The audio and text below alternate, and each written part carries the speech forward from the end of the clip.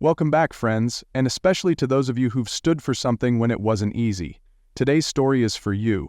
It's about what happens when truth meets pressure, when a young voice refuses to be silenced by power or pedigree. Set inside the historic walls of Constitution Hall, this confrontation between White House Press Secretary Karoline Leavitt and House Minority Leader Hakeem Jeffries became more than just political theater. It became a masterclass in preparation, poise, and principle. If you've ever been underestimated, you're about to witness how one folder changed everything. The wind carried a quiet solemnity down Constitution Avenue that morning, as though Washington itself sensed that something more than politics was about to unfold. Inside Constitution Hall, its marble columns towering, its golden eagles perched above velvet-draped balconies, there was no music, no speeches, no ceremony, only expectation. Built nearly a century ago as a tribute to the American spirit, the hall had seen presidents sworn in, treaties signed, and the nation's most sacred traditions preserved. Today it would witness something far less scripted, a nationally televised confrontation between two political generations, one seeking to assert authority, the other to claim legitimacy. At the center of it all stood Karoline Leavitt, the youngest White House press secretary in American history, just 27 and already the subject of headlines, praise, and scorn.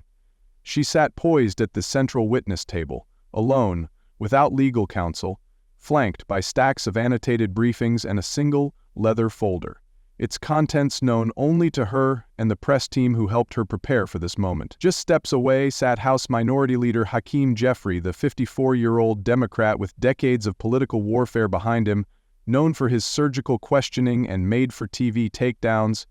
Jeffries saw this as an opportunity to dismantle what he called a culture of calculated misinformation. Above them, the Great Seal of the United States glinted beneath stage lighting. Cameras swiveled, reporters murmured, and in homes across the country, especially among older Americans who had seen many press secretaries come and go, there was a different kind of attention, a watchful, even skeptical eye. Would the young woman at the table rise to the challenge, or would the weight of legacy prove too much? The gavel fell. The chairman's voice rang through the chamber. This session of the Oversight Forum on Government Transparency is now in order. And with that, in the very hall built to honor truth, service, and accountability, the challenge was laid down. Not just to Karoline Leavitt, but to a nation watching for signs of what leadership still meant in America. The first strike came not with raised voices or accusations, but with a calm, rehearsed precision that masked its intent. As the gavel echoed through Constitution Hall, House Minority Leader Hakeem Jeffries adjusted his rectangular glasses, leaned into the microphone, and began his questioning with what appeared to be a routine inquiry. But seasoned observers recognized the shift in tone. This was no fact-finding session. It was an ambush, executed not with emotion, but with strategy honed over decades in the political trenches. Jeffries' voice was measured, his words chosen to resonate beyond the chamber, tailored for cable news clips and Twitter threads. "Miss Leavitt," he began, "you've made several recent claims that, upon examination, appear to conflict with government data. The American people deserve clarity." Behind him, Democratic aides sat poised with binders, tabs marked in yellow and red. On large screens flanking the witness table, a video clip began to roll. Karoline Leavitt at a White House podium, speaking firmly about election security. The date on the clip, March 12th. The implication, she had overstated the threat of irregularities. The problem? No opportunity to explain. Jeffries immediately followed up with another video, this time a statement about job creation numbers that, according to him, clashed with Bureau of Labor Statistics data. Each clip was a scalpel, meant to cut away at Leavitt's credibility, and each time she began to speak, to offer context, Jeffries cut her off with a new exhibit, another clip, another quote. "I'll come back to that," he'd say, "but let's stay on track." The tactic was clear: deny her the space to rebut and instead stack questions so rapidly that her silence or brevity could be misread as admission. Leavitt remained composed. She nodded respectfully, responded clearly when permitted, and jotted notes on a legal pad in front of her, but the atmosphere in the room shifted. The audience, composed of policy veterans, journalists, and everyday citizens who had waited weeks for seats, watched with increasing tension. Some saw Jeffrey as holding power to account, others saw something more familiar, a younger voice being cornered by an older establishment unwilling to listen.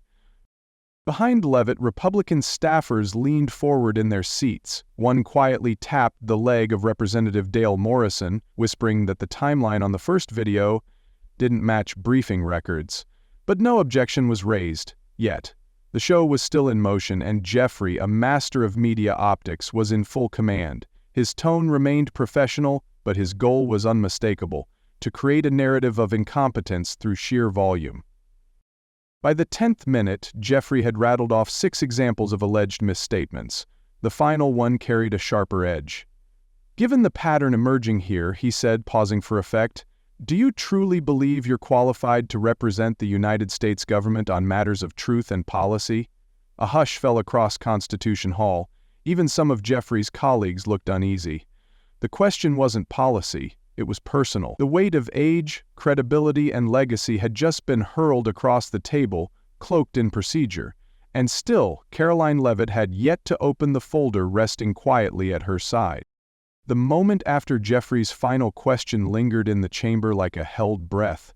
Sharp, deliberate, and piercing, Constitution Hall, once filled with the soft hum of audience murmurs and the tapping of reporters' keyboards, had gone utterly still. Even the distant creak of the balcony seemed to freeze. The question, "Do you truly believe you're qualified to represent the United States government?" hung in the air not just as a challenge but as a verdict in waiting, and yet Karoline Leavitt did not rush to fill the silence. She simply looked at Jeffrey, then at the rows of lawmakers, and finally out into the room where veterans, teachers, and lifelong voters sat waiting, not for a rebuttal, but for something real. It would have been easy to fire back, to match Jeffrey's insinuation with outrage, but Leavitt remained still, the fingers of one hand resting lightly on her folder, the other poised above a notepad half filled with bullet points and timestamps. Her expression didn't betray anger, but something older, something shaped by being underestimated before. For the first time, her youth became not a liability but a contrast.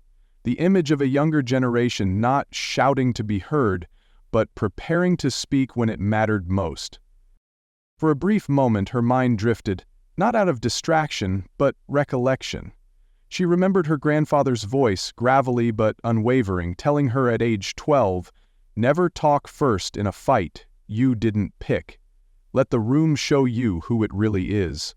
He was a Korean War veteran, a man of few words and deep conviction, who once told a school board in rural New Hampshire that the truth don't need makeup. That memory centered her now, not in defiance, but in principle. Jeffrey sat back slightly, a flicker of impatience crossing his face. The cameras captured everything. The silence had now turned from a pause into something heavier, a reckoning, the kind only older Americans recognize as meaningful. For the viewers at home, especially those over 50, it recalled a different time, a different kind of leadership, when integrity wasn't shouted but earned, when being underestimated was the spark, not the end. Across the aisle, some Republican members began flipping through their briefing packets. One nudged a colleague and pointed toward the press secretary's unopened folder. They knew it was coming. The moment wasn't Leavitt's reaction, it was her restraint. She didn't need to defend herself immediately. She was letting the silence speak on her behalf, and in doing so, she reminded everyone in that hallowed hall that true credibility isn't won by drowning out the noise, but by knowing exactly when to break it. Then, without raising her voice or breaking eye contact, Leavitt reached for her folder. It was time, not to react, but to respond, and when she did, it wouldn't just be about her qualifications, it would be about the standard she was about to set. Karoline Leavitt's fingers moved with quiet precision as she unclasped the leather-bound folder that had sat untouched before her since the hearing began.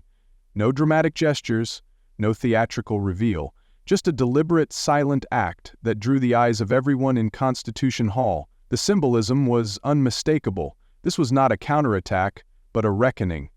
And as the folder opened, So too did the narrative shift, not with outrage, but with order.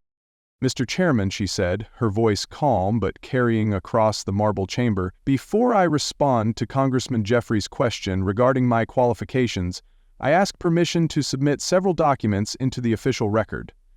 Chairman Pennington nodded.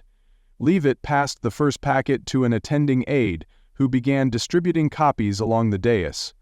It was not a single rebuttal. It was a compilation, side-by-side comparisons of her full public statements and the edited video clips Jeffra had presented. Annotated transcripts, official data sources, dates, context, facts. She looked toward Jeffrey, unblinking. "Congressman," she said, "the March 12th statement you attributed to me was not made by me.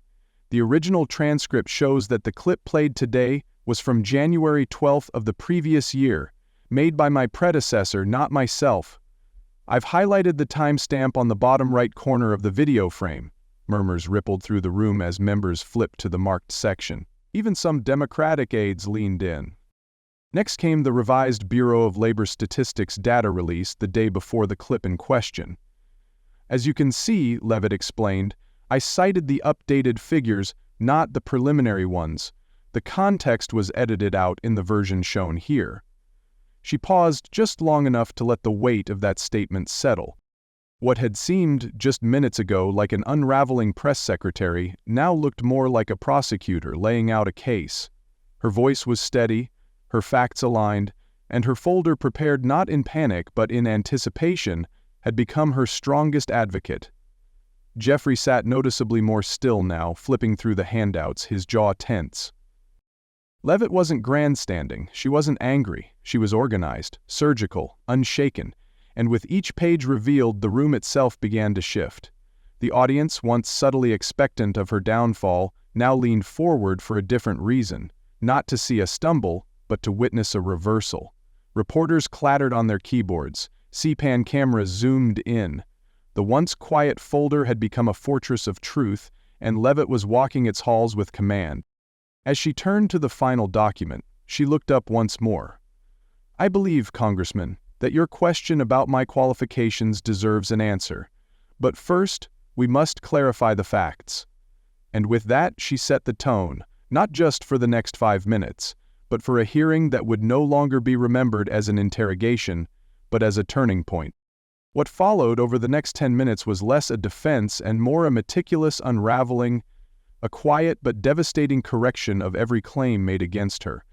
Karoline Leavitt, still seated alone at the table beneath the gaze of Constitution Hall's vaulted ceiling, began presenting what she called her context compendium, a set of annotated documents that systematically dismantled the narrative Hakeem Jeffries had spent weeks preparing.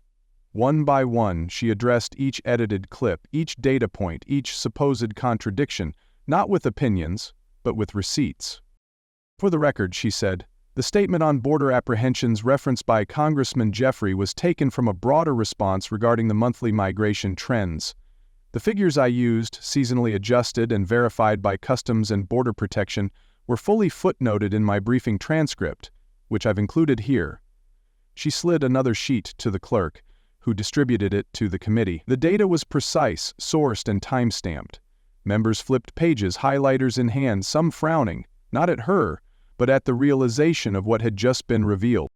Jeffrey attempted to interject. "Miss Leavitt, the issue here is perception," but she continued, her tone unwavering. "Perception must not come at the cost of truth, Congressman." The audience stirred again. It was not defiance, it was correction, and it was ironclad. Leavitt then addressed perhaps the most damaging clip Jeffrey had presented, her statement on the bipartisan nature of the infrastructure bill. "The quote presented was truncated," she explained. "What I actually said was that bipartisan support had existed during the drafting phase, and I clearly noted that the final vote fell along party lines. I've included the full C-SPAN footage and transcript here. You'll find the edit used today cuts off mid-sentence." She lifted a flash drive. "The full clip is available and submitted into the record." At this point, even viewers watching at home, especially older Americans raised on values of fairness, evidence, and deliberation, could feel the tide turning. Leavitt wasn't just holding her ground, She was proving that ground had been misrepresented from the start. Her calm cadence, her factual scaffolding, and her refusal to retaliate emotionally made the moment feel less like a fight and more like a standard being restored.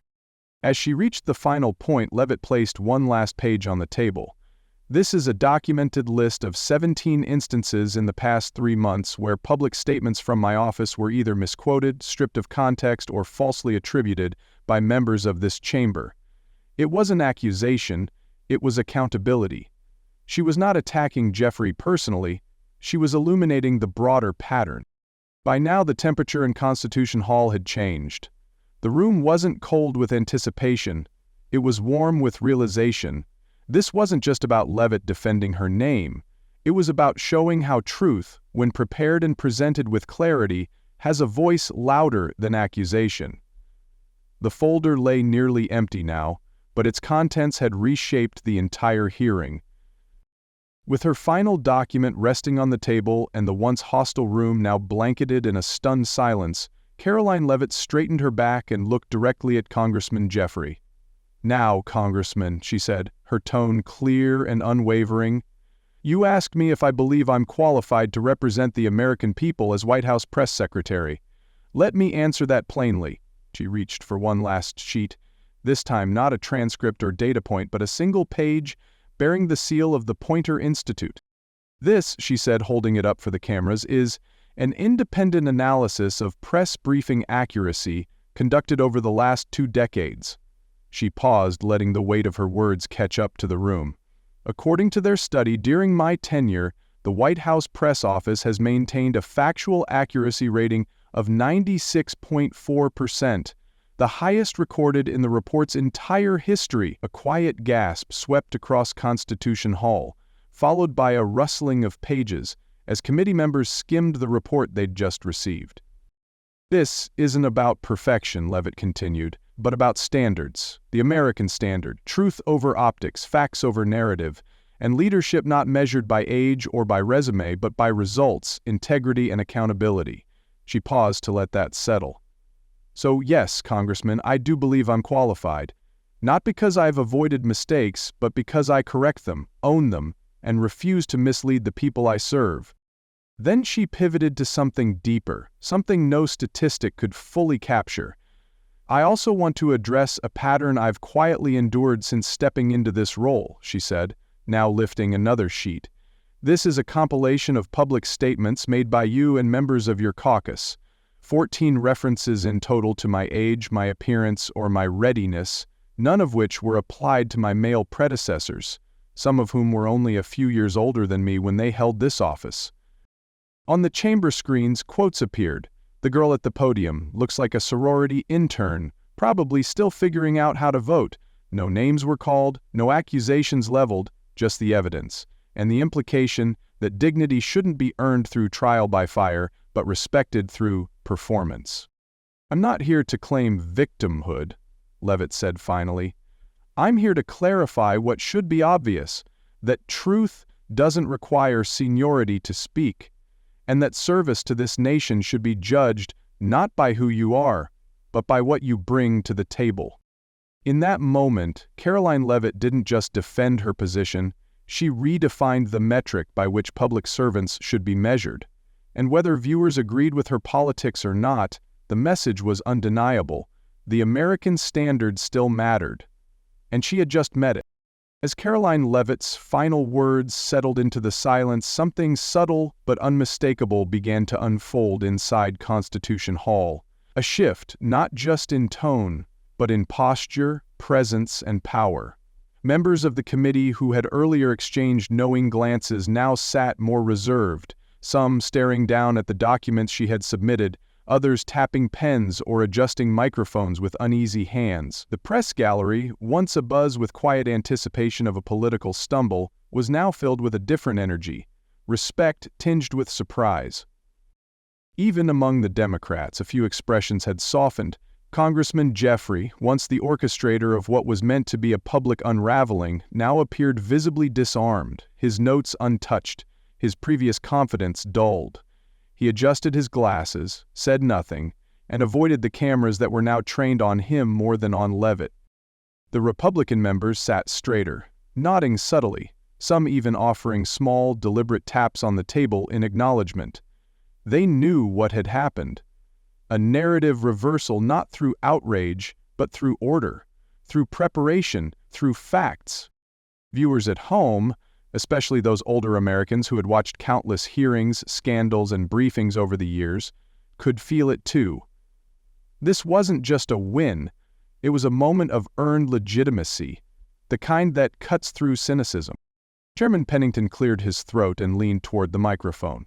"Thank you, Miss Leavitt. The committee will now proceed to the next member for questioning." But the air had changed.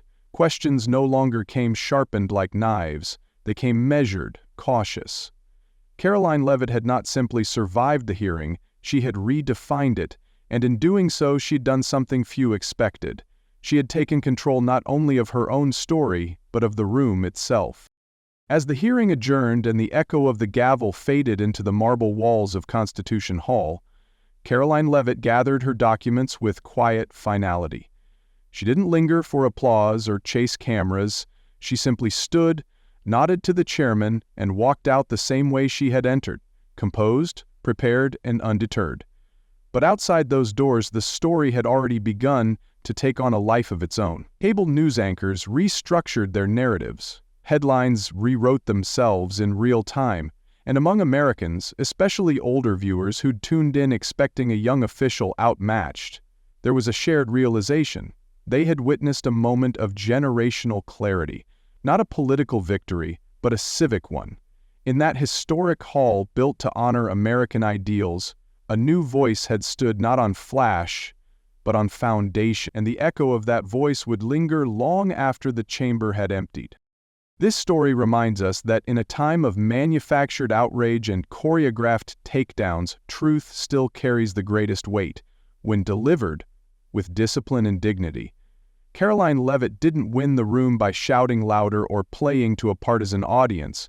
She won it by showing up prepared, knowing her facts, and refusing to be reduced to the labels others placed upon her. For Americans who have seen political grandstanding eclipse statesmanship, this hearing offered a moment of clarity. Substance still matters, integrity still resonates, and credibility is earned not in moments of triumph, but in how one responds when under fire. Leavitt's performance wasn't just a political reversal, it was a reminder of what leadership can look like when grounded in principle instead of performance. Her silence was not weakness, it was strategic. Her composure wasn't apathy, it was strength. The lesson? When you know the truth and have the proof, you don't need to argue, just open the folder.